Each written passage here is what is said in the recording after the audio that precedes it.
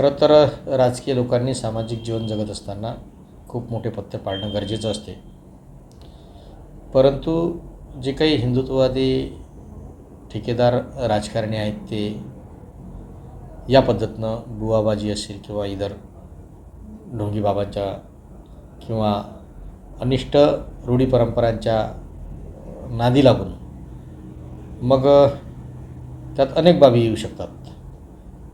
त्यामुळे ही फसगत होत असते आणि ती फसगत जाणीवपूर्वक असेल, स्वतःहून असेल की कळत न कळत असेल, ती रुपालीताई चाकणकर यांनी केलेली आहे. आणि रुपालीताई चाकणकरांनी नैतिकतेच्या आधारावर राजीनामा यापूर्वीच द्यायला पाहिजे होते. आज जे सोशल मीडियात आपल्याला पाहायला मिळते ते निश्चितच त्यांचे राजकीय जीवनात आलेल्या ह्या घटना असू शकतात. म्हणून रुपालीताईंनी राजीनामा दिला ही अतिशय चांगली गोष्ट झाली. त्यांनी नैतिकता जागेवर ठेवली असं मी म्हणेन. यापुढेही या प्रकरणाला वेगळं वळण लागू शकते. अनेक बळेमाशे त्यामध्ये अडकू शकतात.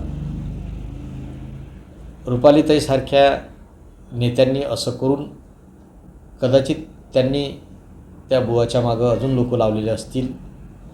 पुढे चौकशी अंती स्पष्ट होईलच. पण या प्रकरणात निपक्ष चौकशी झाली पाहिजे. पीडितांना न्याय मिळाला पाहिजे. रुपालीताई चाकणकर असतील किंवा अन्य तत्सम नेते असतील, आपल्याला फोटो दिसतात, त्यांना वेळीच आवर घातली पाहिजे असं मी म्हणेल. शक्यता नाकारता येत नाही, कारण हे जे भोंदूबाबा आहे या भोंदूबाबानं रुपालीताईच्या माध्यमातून असेल किंवा उपमुख्यमंत्री शिंदेसाहेबांचा सुद्धा फोटो आहे, नंतर तुमच्या विखे पाटलां साहेबांचा सुद्धा फोटो आहे.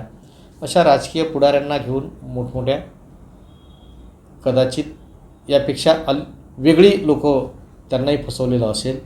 हे आता धीरे धीरे निघणार आहेच.